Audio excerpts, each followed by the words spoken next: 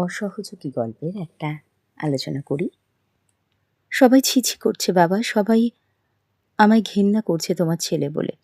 আলোচ্য অংশে কে কাকে এমন কথা বলেছিল, এর আগে দুজনের মধ্যে কী কথাবার্তা হচ্ছিল, বাবার কোন আচরণ ছেলেকে লজ্জায় ফেলে দিয়েছিল, ছেলের এই প্রশ্নের উত্তরে বাবার প্রতিক্রিয়া কেমন ছিল। অসহযোগী গল্পে রমেন তার বাবা হর্ষনাথকে এই কথা বলেছিল। গ্রামের চারিদিকে ক্ষুধার্তদের হাহাকার দেখে রমেন তাদের খাওয়াবার জন্য বলে যে মা দিয়েছে।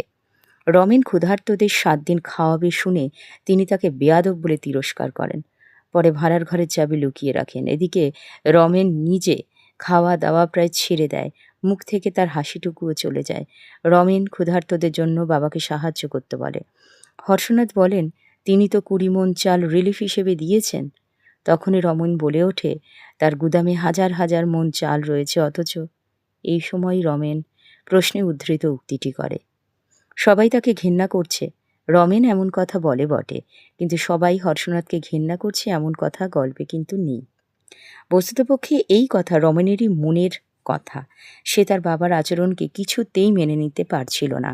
দেশে তখন প্রায় দুর্ভিক্ষ দেখা দিয়েছে, মানুষ দুমুঠো চাল জোগাড় করতে পারছে না, অথচ হর্ষনাথ প্রচুর চাল গুদামজাত করে রেখেছে।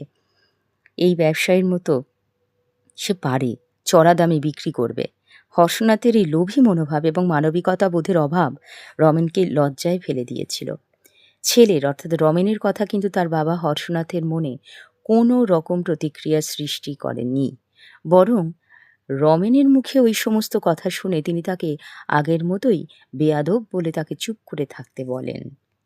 আজকের আলোচনা অসহযোগীর এই অংশে ছিল, অর্থাৎ বাবা ছেলের যে প্রতিক্রিয়া, তাদের মানসিকতা, তাদের বোধ। আজকের আলোচনা এই পর্যন্তই রইল। আবার ফিরে আসবো অন্য কোনো আলোচনা নিয়ে। সবাই ভীষণ ভালো করে পরীক্ষা দিও। সবাইকে অনেক অনেক ধন্যবাদ।